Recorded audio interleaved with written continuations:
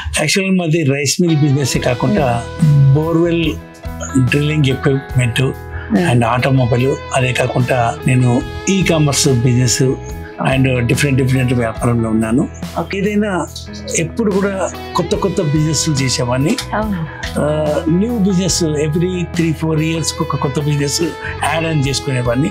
ఉన్న బిజినెస్ కాకుండా అట్లా మొదటి నుంచి కూడా రైస్ మిల్ ఉన్నప్పుడు నేను ఆటోమొబైల్ నుంచి ట్రాక్టర్ స్పేర్ పార్ట్స్ నుంచి ఒక క్యాస్ట్రల్ లూబ్రికేటింగ్ అనేది డిస్ట్రిబ్యూటర్, ఆ డిస్ట్రిబ్యూటర్ నుంచి బోర్వెల్ డ్రిల్లింగ్ ఎక్విప్మెంట్స్ అట్లా మా చిట్యాల్లో స్టార్ట్ చేసి తర్వాత దాన్ని చిట్యాల్లో ఉంటే ఒక విలేజ్లోనే ఉంటుంది. మనము టోటల్గా ఇండియా మొత్తం మనం చేయాలంటే మెయిన్గా ట్రాన్స్పోర్టింగ్ కానీ కమ్యూనికేషన్ కానీ హైదరాబాద్ అయితే బాగుంటుందనే ఉద్దేశంతో నేను 2000లో హైదరాబాద్కి వచ్చాను. ఇక్కడ 2000లో వచ్చి 2001లో నేను బోర్వెల్ డ్రిల్లింగ్ ఎక్విప్మెంట్ 16 షోరూమ్లు ఓపెన్ చేశాను 1 yearలో.